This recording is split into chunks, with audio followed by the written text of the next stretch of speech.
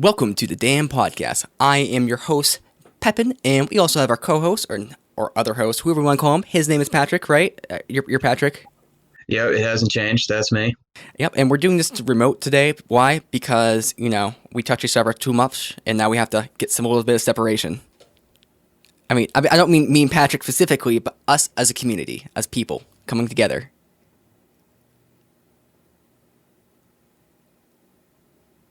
And today, you okay, Meter? Yeah, I was just going to be like, and I'm here too. And today we have a special topic. We're going to talk about something intriguing, something amazing, something fascinating. It's something that Patrick came up with, and the idea is, what are values and are they objective or subjective? And on today, as our special guest, is Meter from We Need to Talk podcast, who also is my co-host on We Need to Talk. But today he's our guest on Damn. So first of all, how you doing, Patrick? Great. I'm glad to be here. I haven't done one of these in a while. It's pretty exciting. And how about you yourself, Meter? Oh, I'm doing awesome. So happy to be here. Real pumped to be on Damn. I've always wanted to be on, and now is my shot. I got to really impress you guys. Okay, so all you have to do is just pretend to be pretentious, and we'll fall for it. Ooh, I'm really good at that. Listen, there's nobody in the world better at being pretentious than me. I don't know. I'm going to have to debate that with you. Okay, you win.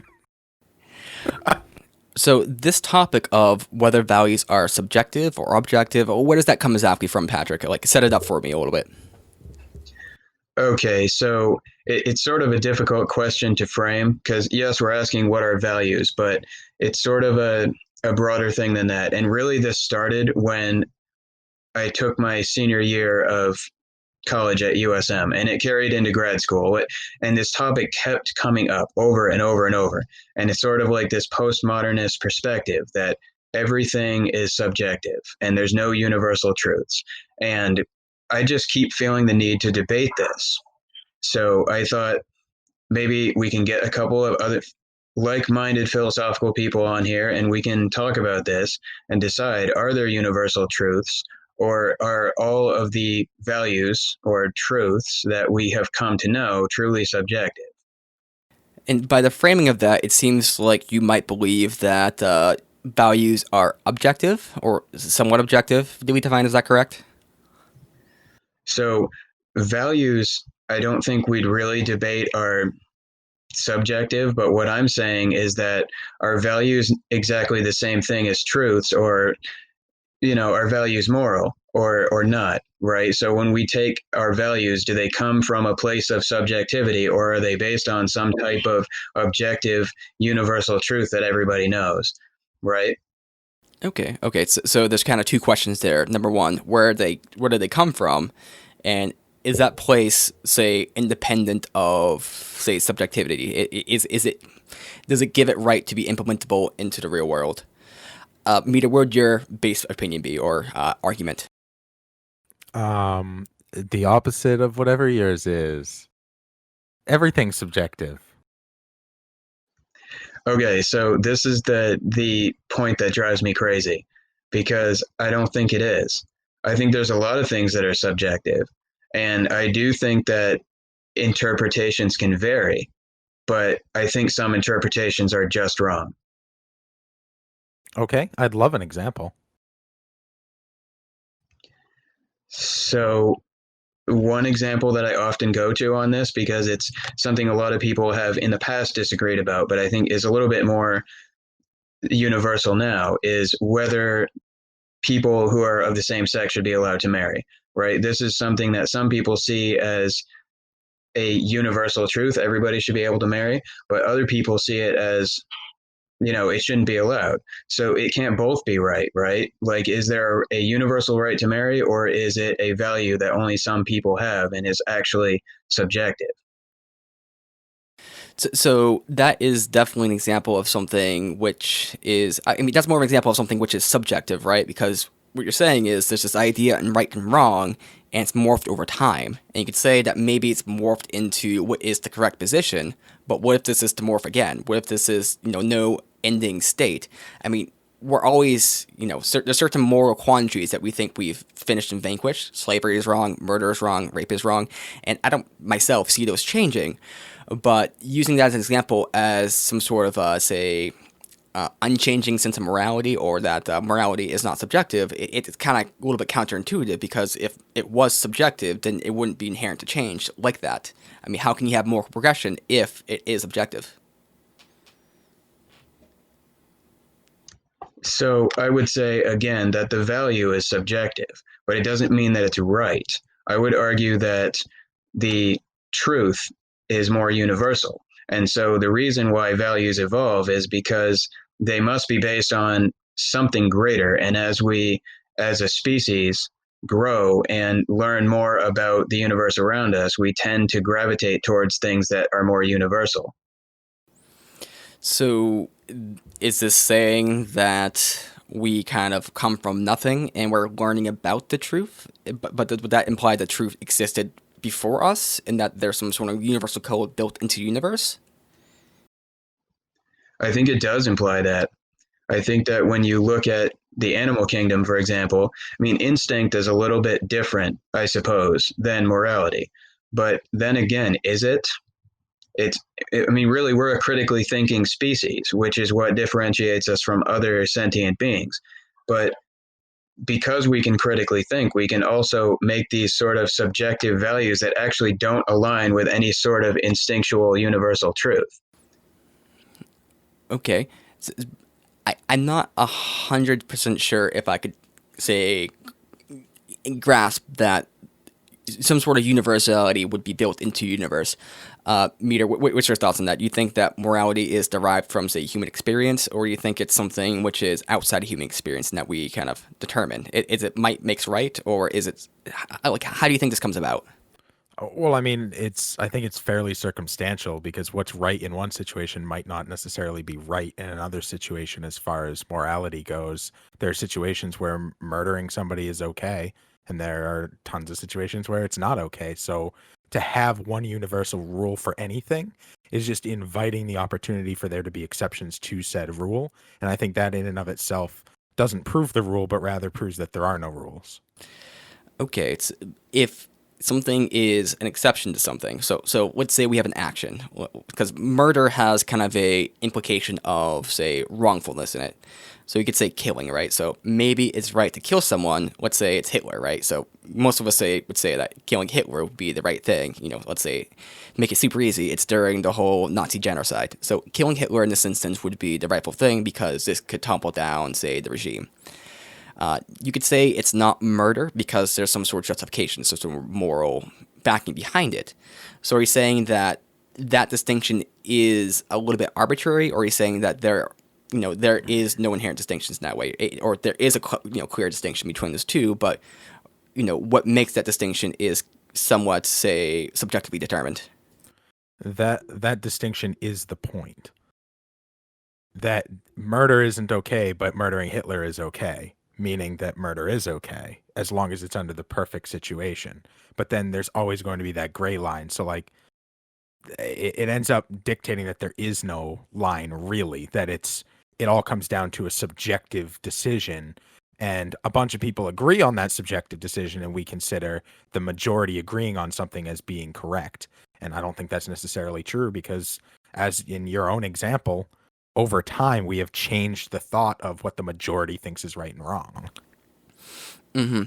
And so, from your point of view right now, it seems as though that the consensus of morality is kind of, say, majority consensus, what people agree to be true. Whereas Patrick is trying to say that maybe there's something beyond that. Like, the consensus is from sort of logical, rational basis, whereas with what you're saying, it's more of a popularity contest in a way. Is that true, or is that characterizing correct, Meter? Flavor of the month, baby. Okay, okay. And how would you respond to that exactly, Patrick? I would say that the majority can decide on a value if they want to, but it does not make it moral or correct. So you could use the Salem witch trials as an example of this. If the majority of people decided that it was better for society to burn suspected witches at the stake, then they might feel that that's moral because the witches aren't, right? And part of that is that they're removing those people from the Mandela of humans. So putting them outside of that thing, they're something else, so it's okay now because they're not humans, right? But that's a justification. It's not an underlying universal moral principle. So I wouldn't say that that's correct. Well, it doesn't have to be a universal, principle. So, I, I feel like the argument you're making is that people are able to say these aren't humans, and that gives them some sort of moral impetus to do what they do. But I feel like they could also have a rationale that they are humans, but these are not the humans we want to live. Like they can respect the humanity, but still deny them the dignity of life. And same with other facets as well. Certainly there's different aspects of this, so like classism, racism, and so on and so forth. But I don't think it's necessary that we dehumanize, say, the groups that we act, say, abhorrently against. I think you can still, say, have their humanity intact, and maybe I might exploit that humanity. Maybe that's where part of the suffering that you inflict is really giving you pleasure, is in that disruption of humanity. Maybe it's not just to cattle, maybe that they're more than that. And I don't think the idea that dehumanization is necessary for, say, moral injustice. Yeah, it's not necessary. I'm just saying that that's one example of how the justification can happen. But regardless of whether it's dehumanization or classism or racism, it's some form of hierarchical destruction of equality, right? We're saying that there's certain groups that are more important than other groups. And typically that majority group is the one that's going to make that decision about what's the most important. But of course, we see that in many instances that can be dangerous because, again, the values of the majority don't always align with what's actually best for society. Okay, so this making a case for objective morality, but it's not quite saying that, subjective morality isn't true. Because it's saying, like, you give them rationale for why morality ought to be objective because of the issues with subjective morality, but it also doesn't argue that subjective morality ought to exist. Or it is not the, say, the rule of law. So you're right. I haven't actually made the case yet for why I think it actually is objective, right? And so let me get to that. So when we're born, we're not, as babies, like fresh out of the womb, we're not inclined to distrust particular groups of people, right? That's something that happens over time. When we're babies, we basically have a set of instincts that are based on what we need to do to survive. But many of the things that we grow to value over time that may lead to this sort of behavior that punishes others, those are learned behaviors. So those were not things that were ingrained in us universally. Those were subjective values that came in later. But I think that if we all grew up without being influenced by these types of things, then we'd all come to similar conclusions. If we're all, I don't know, I'm gonna take this from a bad point of view and just gonna main what you just said. But if you all culturally indoctrinate the society into believing a certain thing, they will believe that thing. Certainly indoctrination can be effective and work. I mean, we see cults work very well, but like any cult says, this is the cult of, say, goodness and reason and awesomeness. And I don't know if there's much beyond saying that this is good that would justify it as good, because this is, again, the debate. Is there objective morality? And we've seen things which claim to be some sort of objective morality try to enforce themselves, and they always think they're good. The bad guy always thinks they're doing right. So how can we actually know that they're actually doing right when it's sort of this sort of indoctrination method? So, yeah, I apologize. What I wasn't saying is that we should raise everyone with the same set of values. What I was trying to say is that if, and of course this would never happen, but we're saying if theoretically you grew up on your own devices and were never influenced by anyone, I believe that most humans, or we should say most, quote, rational humans, and that's a whole other definition, but we'll say that the majority of people who grew up under the circumstance of being influenced by no outside critically thinking beings, right, would arrive at similar conclusions about what they ought to do. So would you say that's biologically, say, inherent in humanity then? Yes, because again, the difference between us and other sentient beings is that we can critically think. If we weren't influenced by other people who made us critically think about these subjective issues, then we would be much more instinctual.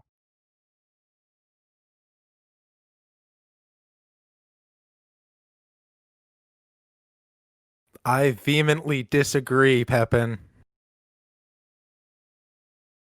because I think that if you're what you're saying, if that's true, okay, so any everything that you believe is subjective to begin with. So if so don't take this racist whatever. So if I grow up and all my life Chinese people are really really mean to me, I'm going to have a bias against Chinese people. Is that right? Is that wrong? Isn't for me to necessarily say. Obviously, racism is wrong in and of itself, but the idea being that if that's all you know and all you've ever learned, you have good reason to believe that. If every time you see a red snake bites you and you are poisoned, you don't want to fucking go near red snakes, do you?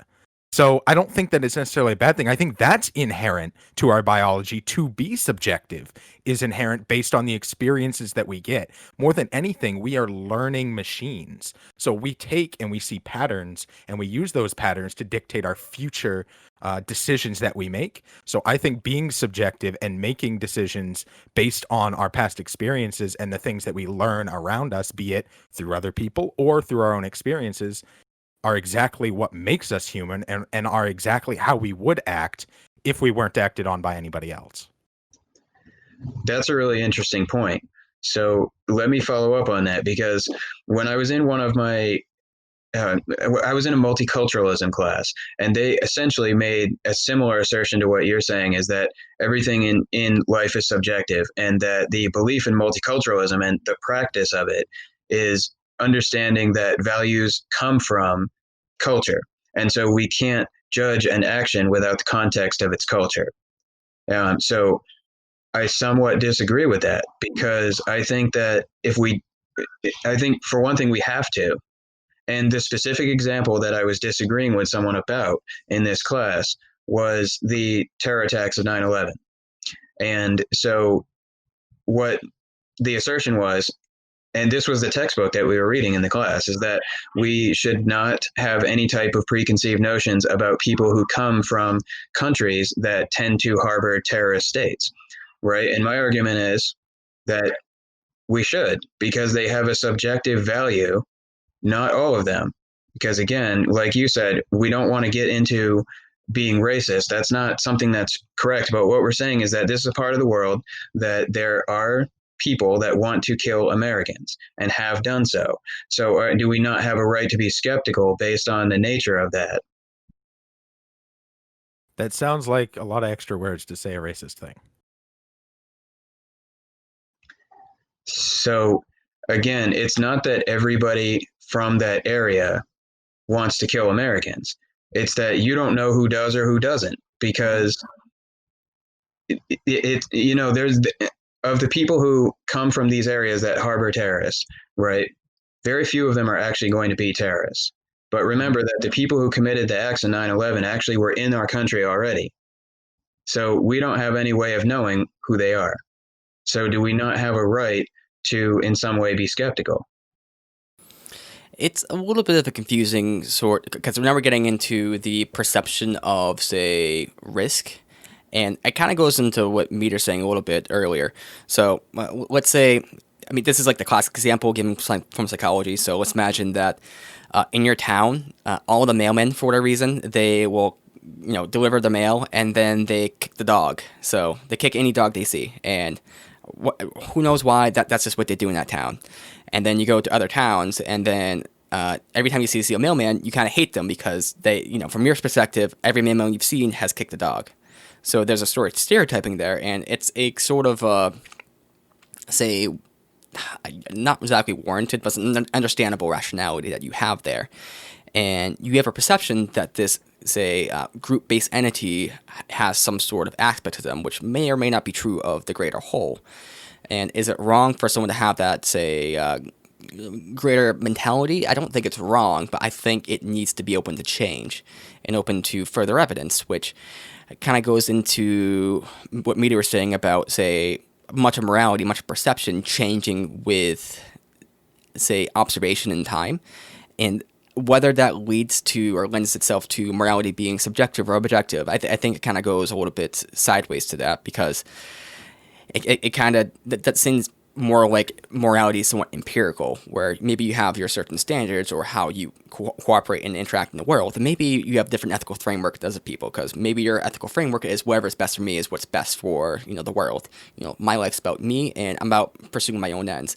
Or maybe you have some sort of internal code about, say, honor, like if it's good for me, it must be good for other people.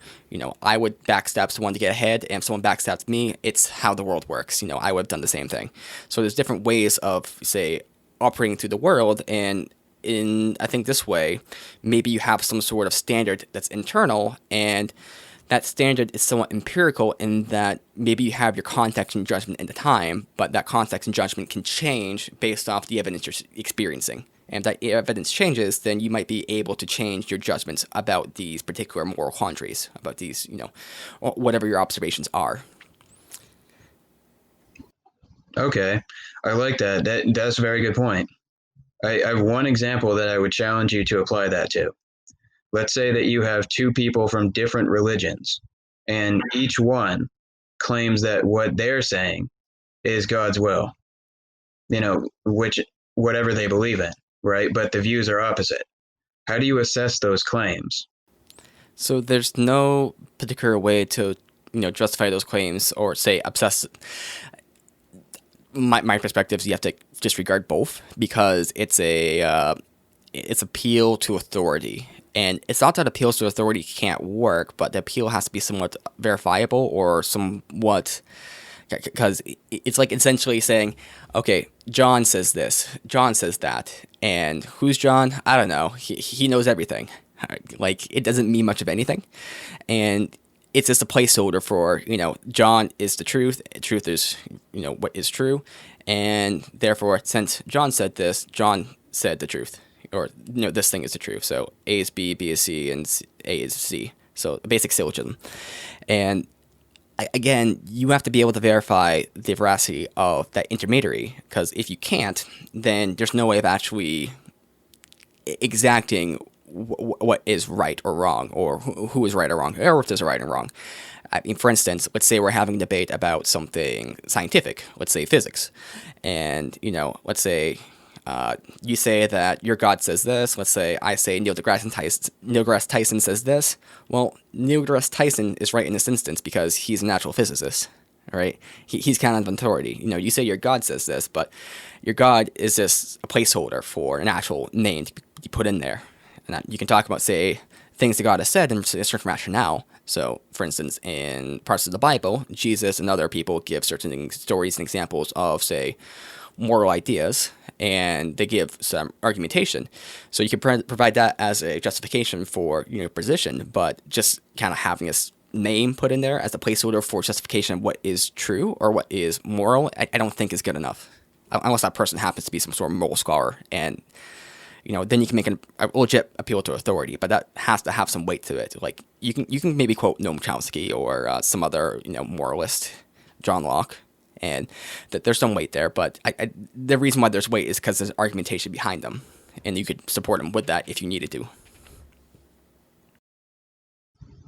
Okay, that makes sense. I think it's hard to make the argument that, say, a physicist is going to be correct over God, because if you believe in God, then maybe you don't believe in the physicist, or maybe you believe that the physicist was put there by God, right? And so therefore it still is God's will.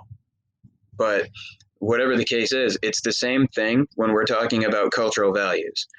And so it might not be God that we're talking about, but when somebody is saying that a certain group is correct to believe something, or they're justified in doing it based on their culture, it's the same as making an argument about God. So that's why I have a problem with it. And in this example about 9/11, somebody is saying that, okay, you can't judge someone even if they seem to hate Americans, because you have to remember that they come from a place where we have repeatedly interfered, and there has been a lot of pain caused by that. And so they have a rightful skepticism of us. And so we have to accept that. And even if they might seem hostile, you know, we're sort of the arbiters of that, right? And so that's why it's not okay to do things like, say, extra screening for people that come from certain parts of the country. And what I'm really telling you is that that might be their cultural experience, but we could just easily turn around and say, okay, yes, you have a cultural experience with us interfering in the Middle East, but we now have a cultural experience of people from the Middle East attacking us. And so this is really a circular argument. Well, it's not really a circular argument so much as it's, it goes both ways, is what you're saying. Because if they have a justified reason to be, say, skeptical of us, then, we'd have the opposite, say, ability. And, there's no quandary there. It's like if I slight, say, George, and George kind of doesn't like me, and then George slights me, and I don't like George, and maybe it's because I slighted him at first, we both have a reason to dislike each other. I mean, it's fine. We don't both not have that ability, and, it is what it is. I mean, Meter, go ahead and drop in there. What's that? Oh, I can. I think you're tearing down your own argument, though, Pat. Was your argument not that if you leave people to their own devices, that they will come to their own the same moral conclusions? And now you're saying that a subjective instance of something happening to them will completely change and should change how they morally look at things. Well, no, I'm simply saying that these changes, okay, they do happen. These people weren't left to their own devices. And that's my point, is that by us interfering in the Middle East, right, that has created a generation that's grown up with knowing that Americans are involved in causing whatever trouble is going on there. And in what political ramifications may or may not be correct about that, you have people that have been influenced by this thing that's going on, right? In the event 9/11, of course, that's influenced the way that we see certain things, right? But if that stuff never happened, I'm just telling you that if you grew up without any of that influence, you'd come to the same conclusions. And so what I was saying before, Nathan, is there's an easier answer. Instead of saying, okay, you slighted me, I slighted you, or your God believes this, my God believes this, obviously we're correct, right? It would be a lot easier if we had some type of objective value to apply to this, right? Like, let's say, for example, causing the least harm. And if we said, whatever causes the least harm is going to be correct in this situation, then it doesn't matter if God said it or the physicist said it, or if the mailman said it, because we apply the same principle to it. And that's really where I'm going with this argument. I mean, I feel like it's a way of solving a problem, but it asks many more questions in return. Because you could say that, this is like a very nuanced, say, scenario and situation.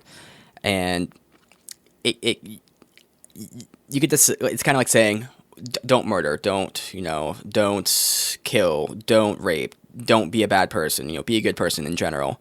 Certainly that is a good moral thing that I think would work if implemented, but the problem is that the systems are so complex, and it's not just one history occurring. It's not just like you can just say implement something at this very second. Humanity is spread across a number of age ranges, number of experiences, number of different levels of consciousness. And I think it makes any moral system, number one, hard to implement, but number two, it makes it kind of impossible to really diagnose, because the intricacies and the histories contained within it are often not overlapping. Like I don't know if that's being very specific, but it's to say that if we could start fresh somehow, like let's say that we could, say exterminate humanity. This is a terrible idea, but let's say we exterminate humanity and we have some robots kind of raise us up from, like, say, we have these artificial inseminations with embryos and everything, and then robots take care of us until like we're some age, and then we can ink like culture and everything, and just kind of have that be a thing. Maybe that's a way of doing it, because then we can bypass this historical kind of culture aspects or these memories, and just everything's been happening, and maybe we get taught about history and everything like that, but it's really hard to just have a moral encompassing idea applied to a group dynamic when that group dynamic is so, I want to say diverse, but it's happening right now. It has happened for thousands of years. Well, right, because of culturally reinforced biases and because of different interactions that have happened between those cultures over time. But like you said, if none of that stuff existed, then I'm fairly certain we would all agree that the decisions that cause the least harm would be the most moral decisions.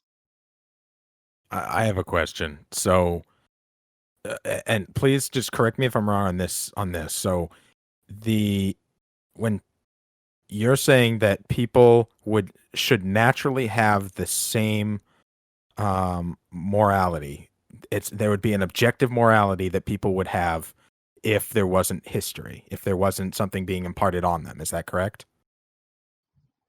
Yes. What corrupts that? What corrupts what? You mean what corrupts the objective morality that people should have in your eyes? So there's, I guess, twofold to that. There's lack of faith or belief in universal truth. And then the second part of that would be cultural reinforcement. So, cultural reinforcement is other people dictating onto you things that they believe. Is that correct? Yes, exactly. And what was the other part? And a lack of faith in the existence of a universal principle. So how does that happen if it's natural to have an objective truth, to have an objective morality? Because I would say that the objective truth is sort of akin to instinct in an animal. But again, that because we have the ability to critically think, we also have the ability to question that. Animals don't really question their instincts, right? They just do them. But we have the ability to question our instincts. So let's say that we start off when we're first born having a certain set of morals, but we don't know their morals yet because we're a baby. But there are certain things that we know we have to do to survive, right? And then as we're raised in society and we see what other people are doing and we hear other people's opinions, then we start to understand life to be a sort of cultural experience, which in many ways it is, because you did say that people's opinions are subjective. But I'm just telling you that if that stuff didn't exist, I don't think that our views would change. So then that first part of the corruption, the not outside influence, the internal influence of questioning, wouldn't happen? You wouldn't have to question it because that would just be your experience. Okay, so how did we get where we are? If the beginning, it was just an instinctual thing that you just knew this, how did we get to where we were if there weren't other people already with these prejudices in their head? If everyone should have the same moral background. Because we're fallible beings. And what creates the history is there are various things. And if you want to take a religious route with that one, you could say that they're referred to as the 7 deadly sins. And so these are the types of behaviors that we try to resist, but sometimes we're not able to. And when these things happen, they sort of create these interactions that over time build this history that corrupts our view. See, I have an issue with this because this is very similar to the Garden of Eden like myth, and I'm not saying that's like a way to discredit it, but I don't think humanity has this intrinsic sense of goodness. I think humanity, I don't think evil is the right word, but we started as animals and very brute and base. So to give an example, this is from another animal kingdom or another type of animal, but lions. So a big interesting thing with lions is that you have the males who mate with the females, and they have like it's not a harem per se, but you kind of consider it like that like a little bit. But essentially, the males mate with their female lions, and they keep other males at bay. Why? Well, because if other males come in there, competing males, what they'll do is that they'll come in and kill all the offspring. And they'll also kill all the males, but they kill all the offspring, all the males. And then they'll mate with the females, because, the way the biology is worked out is the females will start going to heat the moment that all their offspring are killed. And, it's a fucked up biological mechanism through which, the species replicates and so on and so forth. And I think humans are kind of the same, except over time we've gained, number one, awareness. Number two, we have inherited logic and language, and the logic and language allows us to create and concept certain ideas and structures out, because I think morality is not something that has existed within us. I think it's something we built over time, and that it's kind of been an experiment in progress. And I do think that there is an applicability, or say perhaps a potential for some sort of you could say moral sort of objective sort of view, but that's only in the sense of it gives each individual some sort of objective criteria through which to live their lives. So that's to say that the sense of ethics for me does not determine how the world is, but rather it determines how I can act in the world while considering myself moral. I want a moral and just system, and the system allows me to know when it's appropriate for me to use or not use force. And I think naturally at heart we're say lions essentially. I mean I'm going a little bit hyperbolic here because we're definitely not lions in that sense. But if there are human histories, there's been examples. I mean it's very, very common for one tribe to invade other tribes or other groups, and what do? They go in and they kill all the women. No, sorry, they kill all the men, kill all the children, and then they rape the women. And take them home as wives, or they just kind of leave them there, and then they go on to the next village and keep doing that and keep doing that.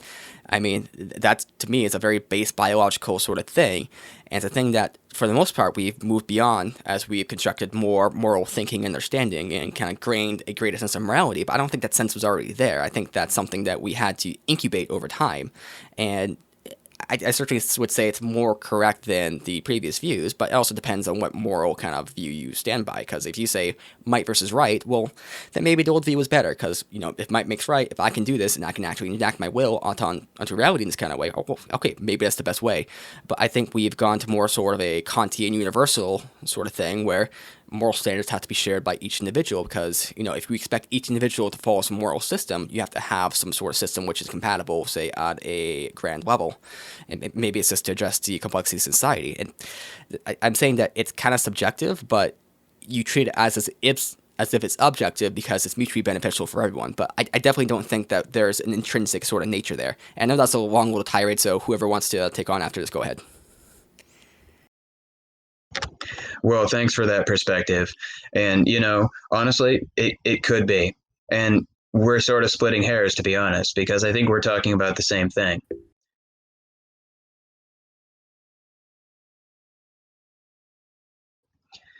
Well, you're essentially saying that we have subjective morals that we apply in such a way that we're able to live symbiotically with other human beings, but the existence of these sort of similar truths that we apply to a broader universe do not imply universality. They simply imply that we understand solidarity, right?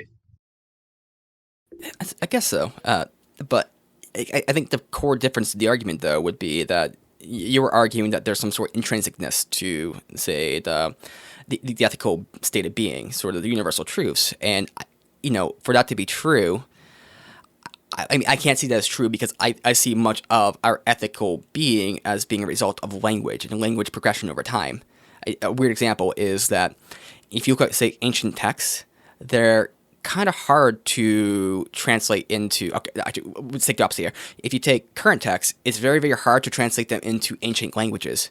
And it's because ancient languages didn't have the same way of expressing and communicating complex thoughts and ideas. They're very rudimentary and you could say barbaric, but that's not the right term. But they're very rudimentary, and getting across very complex moral ideas was not even possible. And I don't think if somebody was not, say, inculcated into society, into the culture, into like the language gives you the method of thinking about things, I don't think that, despite humanity having a strong rational ability, I don't think that really correlates into ethical behavior. I think it correlates into how an average chimpanzee might act. I think that your example about the lions is good, but I would give you another example. So when you look at grizzly bears, they are not inclined to attack humans. It is not their intrinsic nature. However, they will attack humans if they perceive a threat to their young. So when you talk about young and primitive civilizations, it's true that they behaved in ways that would not suggest that they have an inherent moral compass, but also because of their limited communication that you, as you pointed out, perceived threats can be something that can alter someone's behavior. So when you talk about people invading other tribes and killing the children, raping the, or killing the men, raping the women, whatever, that's really just a way of them trying to remove a threat. And a lot of times when you're talking about that, those were religious pilgrimages. You know, one group thinks that their view is correct, and so they're trying to eliminate the other, whatever the other tribe is. And you see less of that as time goes on. Obviously, it still happens in the world today, but the more developed the country is, you see less type of insurrection of that nature happening inside the country. And I think, again, that's a construct of when you have a perceived threat to your existence that circumvents any type of moral existence, because at that point it becomes a matter of personal survival and preservation. Is your argument that grizzly bears don't attack humans because that's the moral thing to do? It's the argument is that it's not their nature. And Can I make the argument that it's not their nature because if they attack humans, they know they're going to get hunted down by a pack of humans? So it's actually self-preservation in and of itself. And the only time that they'll make an active threat against a human is when the human is actively already threatening them. It's all part of the same reasoning, self-preservation.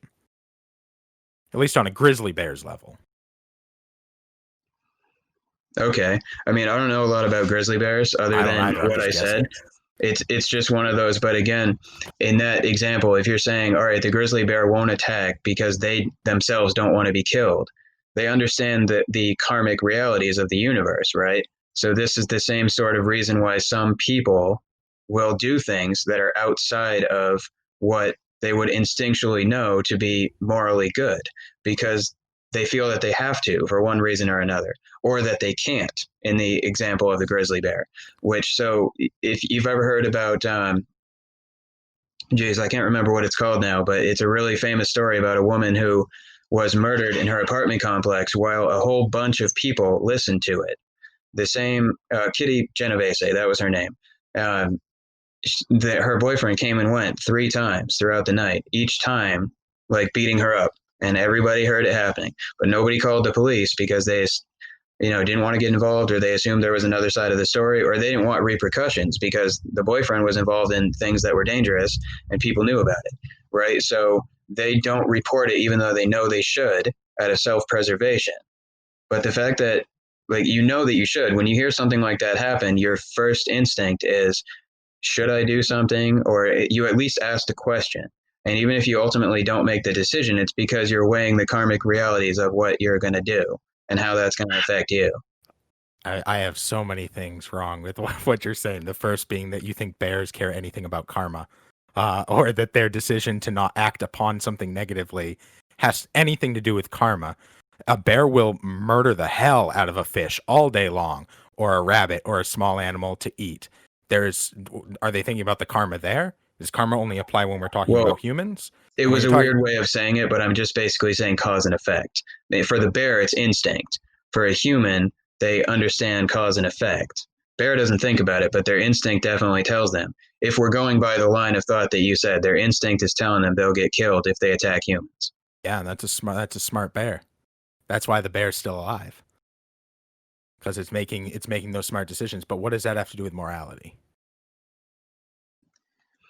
Because we're saying in animals it's instinct that they operate on, right? And I'm saying that if we think of morality as human instinct, like as people who critically think have a certain instinct about morality.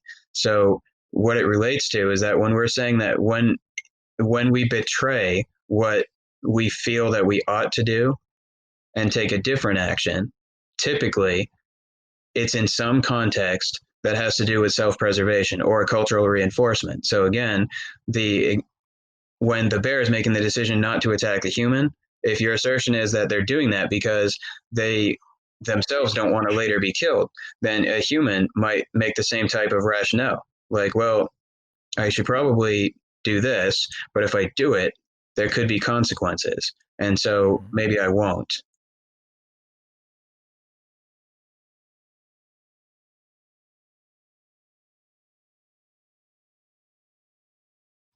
No, it does make the argument, because what I'm telling you is that most rational people have the first initial thought.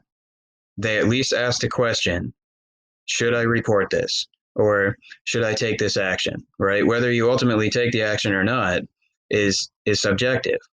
But you at least have the thought if you're a rational person. Like, you hear somebody being attacked, you at least have the thought, I should help that person, or I should call the police, or whatever. Just like, let's say that you work at a bank and you know that a colleague is stealing money, right? But at the same time, maybe you don't report it because that person is a superior and you're not sure if you can prove it. So it's sort of a self-preservation thing. But if you find out somebody's stealing money, it's likely that your first instinct is going to be that that's wrong. What if my instinct is that I don't care? Because it has nothing to do with me either way. Or what if your instinct is, let's say that you see somebody, okay, this is going to be a bad example, but let's see that you're in some ancient past and, you live in like a racially divided society and you see this person dying in the street, but this is the person of the other kin, the other tribe. And you're like, okay, good. This is how they deserve to die. I mean, there's not like an objective, say, sort of criteria. It's a measurement problem. So you have the stimuli, but what determines how you react to the stimuli is nothing like a rational basis, because the rational basis is the perspective you're coming from. Like, it's how you view it. Like if you are, say, walking by Hitler dying, starving of air, you're not going to be like, oh, I got to help him. Let's call 911. You're going to be like, yeah, well, that's good. Maybe you have a little empathy. Maybe there's something else going on internally, because it's hard to see anybody suffer like that.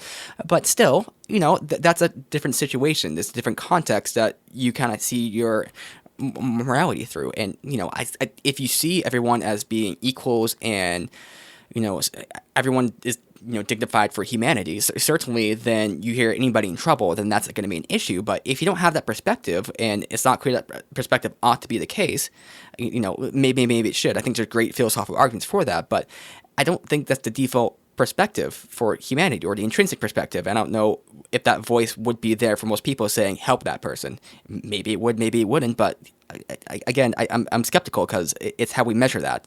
Like, we're going to hear our friends and family's voices far more than other people's. Like, if I hear, like, my girlfriend or my mom or anybody, like, crying out for help, like, that's going to be a way different reaction than if it's just, like, John Doe down the street from California. That's true. I still think, though, that what you're basically saying is that it's a culturally reinforced perspective. If you're saying that you wouldn't rescue Hitler on the side of the street, it's because you're aware of Hitler. Let's say that you'd never met him and you have no idea who he is or what he's done, and you're just some random person, and you see him on the side of the street suffering, and there's nobody else around to tell you, hey, that's Hitler, right? Your instinct would still be, maybe I should help him, because you're seeing somebody about to die. But the reason that you say, good, that's what he deserves, is because you know that he's Hitler, right? Well, it also applies to John Doe. So also my argument is that it's culturally determined, and that it's culture is kind of the wrong word to use, because it makes you think that it's just what culture, but it's also what culture has created. Language and logic, and say just our thinking rationale is something which you're using to make these determinations. It's not just like culture in the sense of of where we believe in waving flags and art and this kind of stuff. I mean, art is certainly part of culture, but the very fact of language is a creation of culture that gives us the ability to kind of think and kind of see people in these different lenses. And like, yeah, it's culturally determined, but that gets more argumentation or more credence to the fact that it would be subjective, not objective. If I'm arguing it's culturally determined and it seems like it is, then there's not an inherent kind of nature. It's something that's built. And certainly there's those contexts that you can learn, such as this person's bad, this person good, so on and so forth, which color those things. But I don't think those things would be necessarily uncolored even without that cultural information.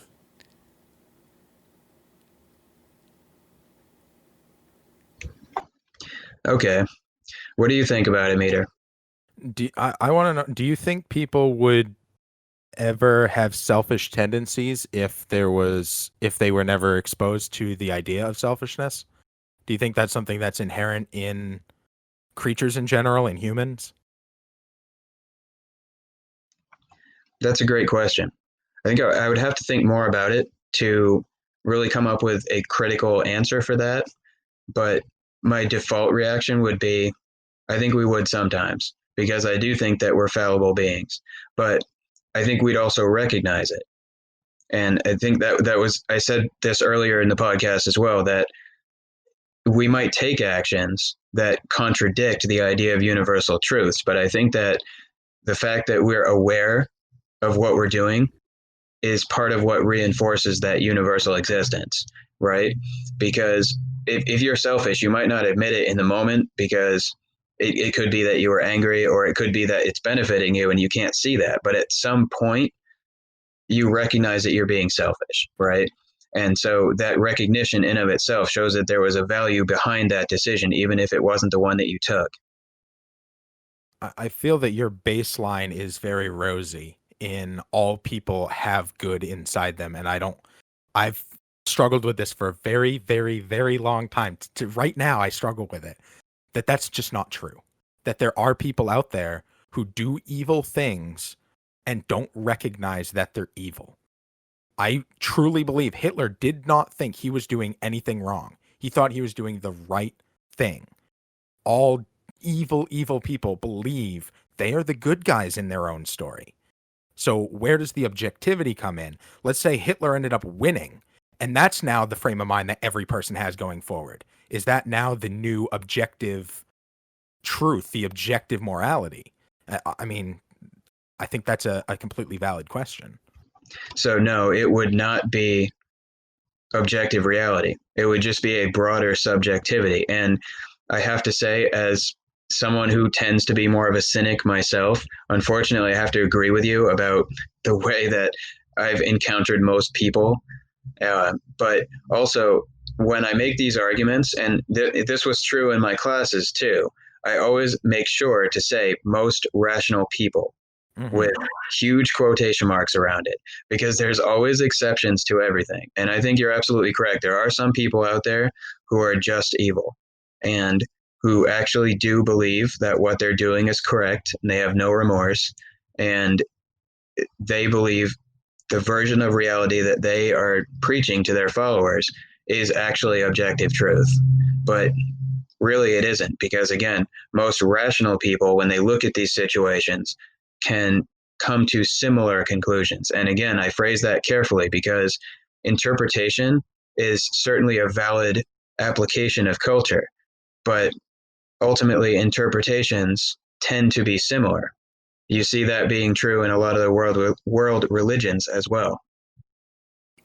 So let's get to the comments for a second, because there's a couple little people commenting in the chat here.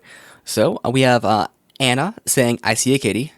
I see the kitty too. Or I saw it. Is Kitty back there, Steve? No, he's over there now. Oh man, that cat is so cute. I need to say hi to it. I'll come over sometime soon. I mean, once we can do that, because I want to pet it. That'd be awesome. I think this is Simon Taylor. He says, how would whatever causes the least harm be objective if for one party the option that causes the least harm does not agree with the option that causes the least harm for the opposing party? Okay, I see.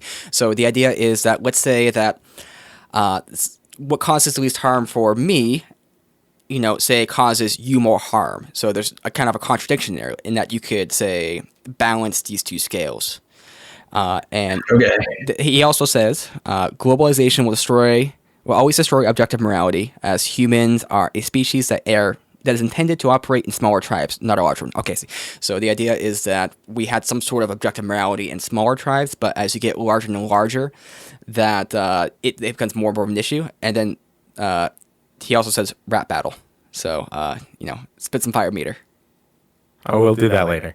Okay, so one of those. And it'll be objectively good. Oh, yes. Snap. Objective through the standards of art. Now, one of those comments was directed towards Patrick, so I'll give him a quick second to respond. I've actually been asked that exact question before, almost exactly that same way that he phrased it. One of the people in my class asked me that. Like, let's say you have a situation, like he said, where you have two people, and the least harm for one person doesn't agree with the least harm for the second person. So that's difficult. But again, I think that if we go back to saying what most rational people would do is we create a sort of hierarchy of what we consider to be harm, right? And I understand that this invites itself to some form of subjectivity. But again, I think that most rational people here would agree that do not kill, for example, would rank above do not steal. So if you have a situation where someone has to be killed or someone has to be stolen from, not that would happen, but I'm just telling you that if those two things are weighed against each other, then do not kill would be the superior moral decision. So the other person would get stolen from. And it doesn't make it right, but it's saying that if you have two situations where something bad is going to happen to one or the other person, then what you would do is you would have to apply this hierarchy of what's the greater harm? Obviously, loss of life is the greatest harm of all, because at that point, you can't experience any other harm because you're gone. Again, there's sort of, okay, like you can get circumstantial with this, because loss of life could be very advantageous if the person who just lost their life was a serial killer. I mean, now the the harm is kind of safe. Yeah, but we're not talking about society's perception of the harm, right? So in that case, society perceives the harm as not a lot of harm because it's a serial killer. But the question in the comment was like, from the perspective of the two people involved. So the person who would be killed obviously would experience the greater harm. But if you want to look at it from a third party perspective, then look at it in terms of creating laws, right? If you're somebody who has to make a law and you have to decide between something that affects one group versus another group, we can go back to the very beginning and talk about gay marriage here, right? If you have to decide, should it be legal or not legal? If you make it illegal, then what you're doing is you're taking away rights from a group of people who want to be able to get married, right? You could argue that you're taking away rights from people who want to practice religion and don't believe that people should be allowed to get married in their church unless they adhere to their beliefs. Okay, so those are two situations where it appears that you're taking an equal amount of rights away.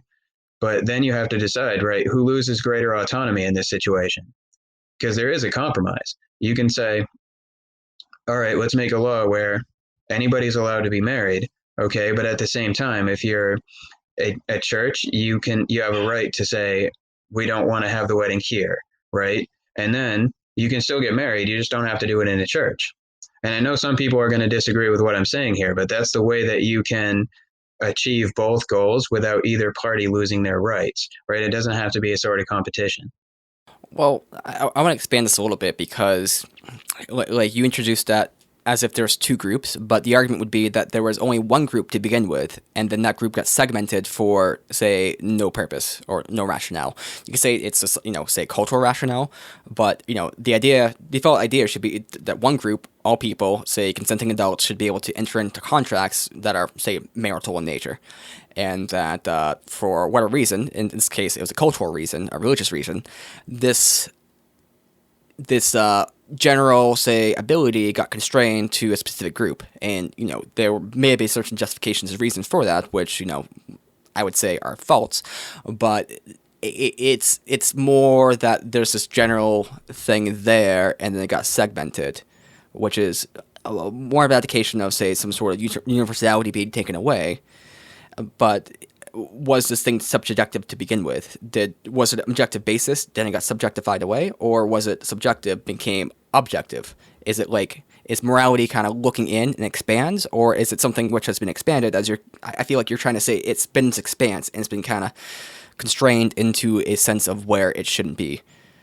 I feel like that's unclear, but Well, essentially, the summation of what I'm saying is that if in this particular example, that by giving rights to everyone to marry, right, you are giving more benefit than you're taking away, because one of the primary arguments to not allowing it is religious freedom, right? If you're a business owner who is religious and don't believe in gay marriage, then you shouldn't have to be around it, or you shouldn't have to do things in service of gay weddings, right? So that's a debate that happens.